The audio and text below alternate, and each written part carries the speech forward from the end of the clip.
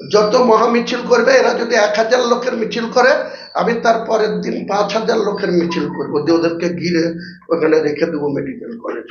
হিম্মত থাকে তো আমার সাথে লড়বে, করুক। যেদিন করবে তার দুদিনের মাথায় করবো, মেডিকেল কলেজ ঘেরাও করে রাখবো। আমার নেত্রী আমাকে নিষেধ করবে, কিন্তু তাও শুনবো না। আমার অধিকার খর্ব হলে আমি কোনো জায়গাতে আপোষ করবো না। এত বড় সাহস কোথা থেকে পাই, কার মদতে পাই? আমার এগেনস্টে এফআইআর করার হিম্মত কোথা থেকে পাই?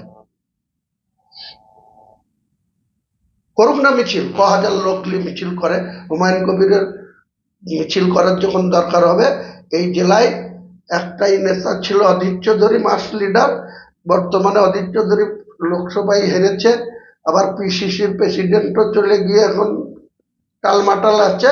আমাদের আর কিছু পাওয়ার নাই, 62 বছর বয়স হয়ে গেছে। আগামী দিনে হয় ভোটে লড়বো নাই লড়বো না,